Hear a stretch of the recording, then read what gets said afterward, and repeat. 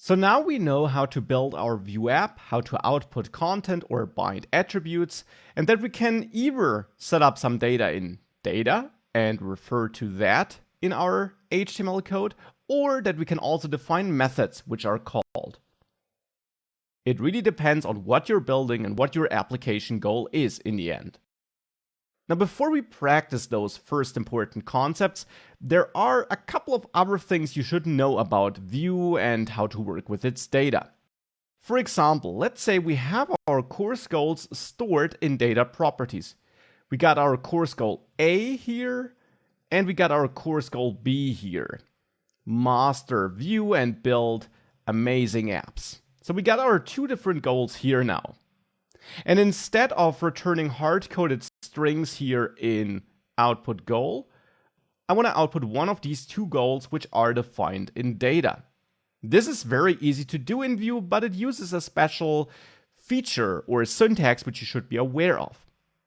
Let's say here, if the random number is smaller than .5, I want to return course goal A. Now we can't just write course goal A here. This would not be valid JavaScript. With this code, JavaScript would look for a course goal A variable or constant, which it wouldn't find. Because here, course goal A is not a variable or constant, it's a property of this object.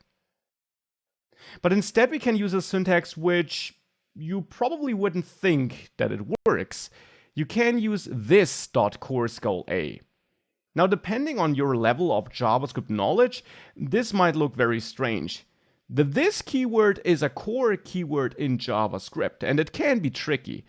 But in this context, this should not refer to this object here. It should refer to something else, and it normally would. But Vue does some magic here. It basically takes all the data you return in this data object, which you return in the data method, and it merges it into a global Vue instance object. So into your Vue app object, you could say. So these three data properties are available in a behind-the-scenes managed Vue app object. Your methods are also available there, and they do have access to anything stored in that global object through the this keyword. And that's why in this custom method inside of methods, we can use this to refer, for example, to our data. So we can do this here as well. This course goal B. And if I save that and reload, we therefore now output these different course goals which are stored in our data with help of this method.